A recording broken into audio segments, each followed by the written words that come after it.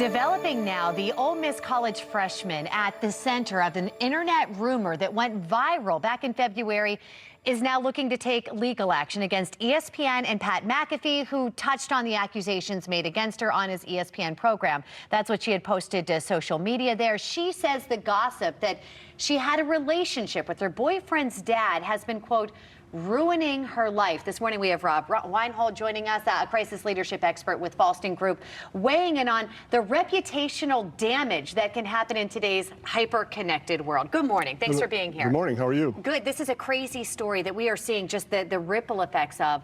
When you look at the responsibility of someone, you know, like ESPN, anyone that has an audience, an influencer, what kind of responsibility do you have to make sure that what you're saying to your audience is factual? Not just a responsibility, an absolute obligation that they must live by the moral and ethical standards of credible information. I mean, this is the kind of thing, a terrible story, by the way, yes, who's adversely impacting a young woman trying to go to college, and now she can't even go on campus. She's getting death threats and harassed by many people across the world, and she's isolated, and hopefully she's going to get the support she needs. And I think that media platforms and media personalities have an obligation to do everything they can to make sure the information they talk about is credible and their content is helpful versus destructive. Let's talk about that. You know, when we look at the media platform, in this instance, is that ESPN who's taking the blame for this because of the host, you know, randomly talking about this subject, or wherein lies the blame?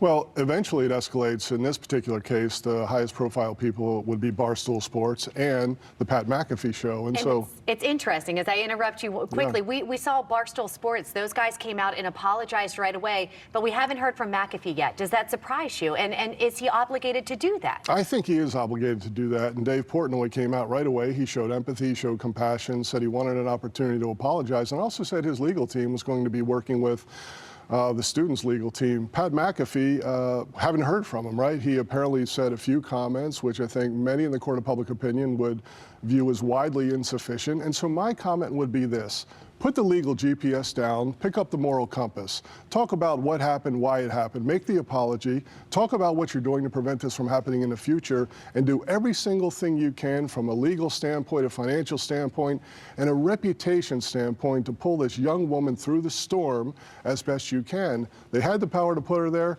Use your power to get her out. How often do you think people talk about stories without thinking about the human behind that story? I mean, this seemed just such a random viral rumor, you know, to be talked about, but yet you sometimes forget that this is a real 18-year-old girl whose life is now severely impacted by this. Do you think sometimes that gets dismissed? Real people, real emotion, real effects. And long story short is this happens on social media every single day. Bullying, and you talk about young people and battles with depression and anxiety and suicidal thoughts and homicidal thoughts because they feel very isolated. And so I think there's an inherent responsibility among all of us to do everything we can to make sure that we're taking care of one another. You know, the golden rule, right? Treat others as you want to be treated. It's alive and well in this story. It seems so crazy to talk about isolation in the hyper-connected world that we live in. It's a strange flex that we have here. When we look at that and understanding what's true and what's not, what is the responsibility on ourselves too, not just those who are influencers, but those who are sharing content online and sending it to a friend? Before you do that, how do we know what's real and what's not? You know, there's an old metaphor we use, and that is if we took a big down pillow, the top of the Empire State Building on a windy day in New York City, and opened it up and dumped all the feathers out, and then I said to you, go pick up all the feathers, you look at me like I was like, it's an impossibility. Well, that's what happens when you gossip, you spread rumors, you tell lies or untruths, or whatever the case may be. All of us have a responsibility to make sure that we're communicating in a credible way, and frankly, in a way to take care of one another and not destroy one another, which seems to be happening in this world at times. And I think it's wrong, and I think all of us should look in the mirror and do the right thing for the right reasons. Look for that moral compass. Look for the moral compass. Absolutely. It's good to remember there are lives that are impacted by this. Appreciate your time this morning. My pleasure.